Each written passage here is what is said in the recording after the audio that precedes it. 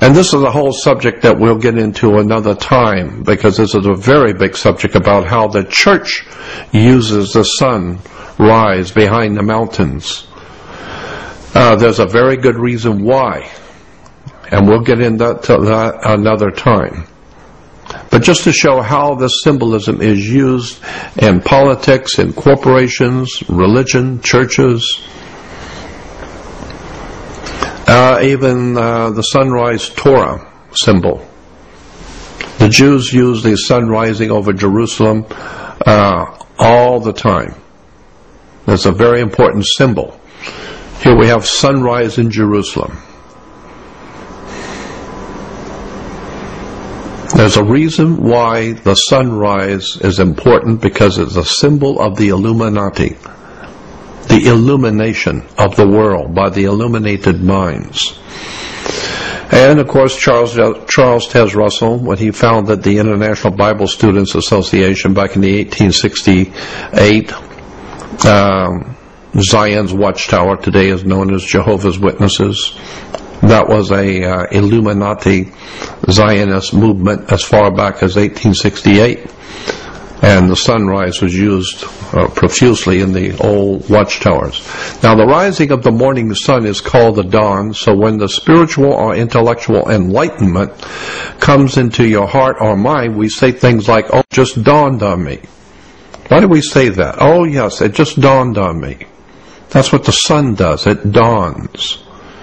The dawn is it says here, the rising sun is a symbol of hope and a new beginning. The dawn. It's a Christian concept. And if you go on the web to Google and put in Christian New Dawn, you will see hundreds and hundreds of churches and church groups and Christian groups going by the name of Christian New Dawn, the New Dawn movements. Easter celebrates the new dawn of Christ brought into the world. Christian singers, the New Dawn singers. Here's Christian churches, the New Dawn Christian Church. So here's a picture of a Christian celebration, and you'll see on the backdrop, you'll see the crosses, and then you'll see in the middle the mountains with the sun rising on the new dawn. Most Christians have no idea in the world the significance of these symbols, have no concept in the world about what they're being led into. And of course, with this new dawn, we get into something called the new day, obviously. Christian symbolism still. And don't forget about the Jewish Kabbalah. The Jews also have the same symbol. That's where Christians have gotten it from. It's from the old ancient Jewish religion. In the book 9.5 Mystics, the Kabbalah today, on the 9th chapter is called The Fragrance of Eden, the way of one who is caught between the suns of a dying and dawning day. So this is a very important Jewish symbol also in synagogues, the sun rising for the new dawn. And here was a song that was written about the Jewish people during the Second World War. It says, "The first to perish were the children, abandoned orphans, the world's best and bleak earth's brightest. These children might have been our comfort for these sad, mute, bleak faces. Our new dawn might have arisen." So this whole idea of the coming of the Messiah, according to ancient Jerusalem and ancient Jewish teachings, has nothing to do, in fact, with a man coming to save the world. In Judaism, the Messiah is actually a messianic period of time. And of course, the second paragraph, talking about this red heifer, silly nonsense about a red heifer or a red bull that was born in Israel. This goes back to the worship of Taurus, the bull, and the constellation, when the sun was in the constellation of Taurus. This is why Moses and the Israelites were worshiping a golden calf. The golden calf was the sun, which is golden, and the calf, which is a Taurus, the bull, the constellation of Taurus. That's a whole subject we'll get into also. But even today, they're talking about a red heifer born in Israel. And the second paragraph goes on to say that tradition records that a red heifer in our generation is the herald of the Messianic era.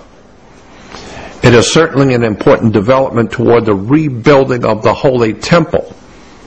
Our ancient sages taught that Israel's redemption could be compared to the dawn. In the beginning, it progresses very slowly, but as it continues, it grows brighter and brighter. So this whole idea of Messiah is not a man coming back, but it is a messianic era, a time period. And this time period is when the rebuilding of the Holy Temple, and this whole idea and concept of rebuilding the Holy Temple is a Masonic idea. Illuminati, Freemasonry, dreamt up the idea of rebuilding the Holy Temple. It has nothing to do with Judaism. It has to do with Masonic illumination, the dawn. And of course the Nazis were big on this thing too, on this idea. The Nazis were big also by saying, Fatherland, Fatherland, show us the sign your children have waited to see. The morning will come when the world is mine, tomorrow belongs to me. The Nazis were really big on using not just the eagle to represent the sun, but the Nazis were very big on the whole concept of the new dawn and the new day. We'll get into that in a few moments.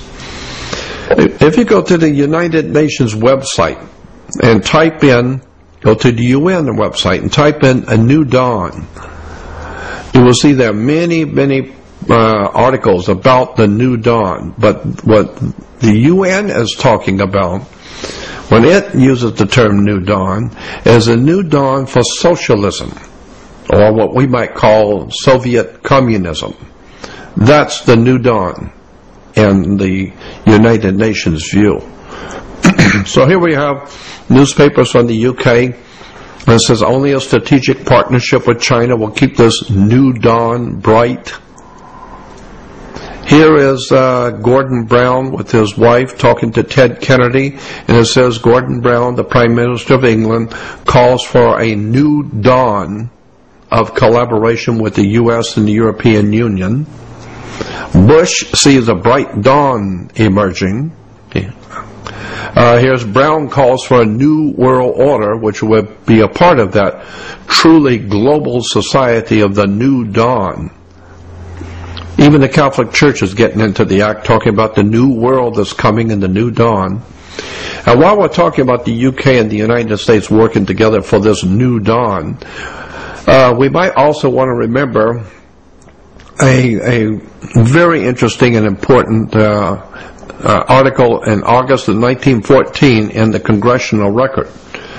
Now, in the Congressional Record, as far back as 1940, there was entered into the Congressional Record a series of articles called Steps Toward British Union, a World State in International Strife. This was entered in August 1940 in the House of Representatives. Again, the title of this articles that were entered into the Congressional Record.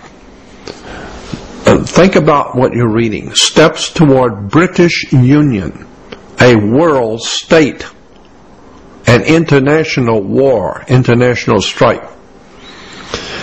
And it says the author of this is Representative Thorkelson.